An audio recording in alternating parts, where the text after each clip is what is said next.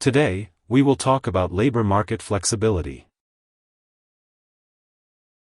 Labor market flexibility is an important aspect of the labor market. It allows companies to make certain decisions about changing their labor force in response to fluctuations in the market and to help boost production.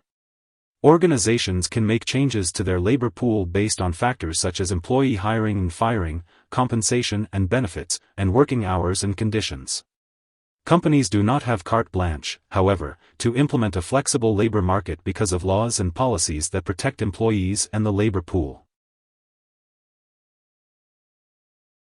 Labor market flexibility refers to how quickly a firm responds to changing conditions in the market by making modifications to its workforce. A flexible labor market allows employers to make changes in response to supply and demand issues, the economic cycle, and other market conditions. During tough economic times, for example, an employer that has high flexibility can cut wages and increase the number of hours that employees are expected to work to boost productivity. Conversely, when the economy is strong, the same employer may decide to give employees a slight raise and cut back on their hours. Less flexible labor markets are subject to more rules and regulations, including minimum wages, restrictions on firing, and other laws involving employment contracts. Supporters of increased labor market flexibility argue that it leads to lower unemployment rates and higher gross domestic product due to the unintended consequences of tight labor market restrictions. Proponents of tough labor market regulations, on the other hand, claim that flexibility puts all the power in the hands of the employer, resulting in an insecure workforce.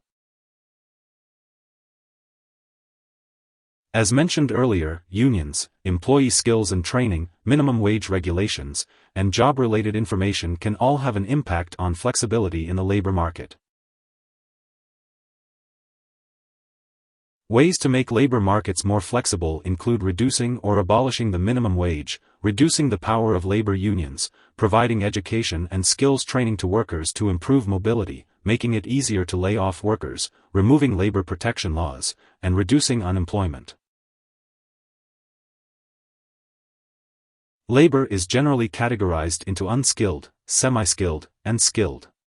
Unskilled labor is that which does not require any skill or education and that can be performed by almost anyone. Semi-skilled labor requires some skills and education but not as much as skilled labor.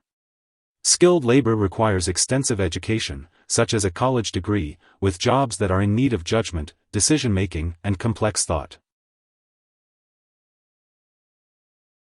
The labor market is where employees and jobs interact, whereas the financial market involves saving, borrowing, and investing.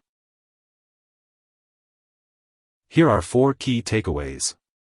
1. Labor market flexibility allows companies to make decisions about their labor force in response to market changes and to help boost production. 2. Flexible labor markets allow companies to make changes such as employee hiring and firing, compensation and benefits, and working hours and conditions. 3. Laws and regulations prevent employers from making changes at will. 4. Other factors that impact labor market flexibility include labor unions, skills and training, minimum wage restrictions, and job information. Hope this would help. Thanks for watching.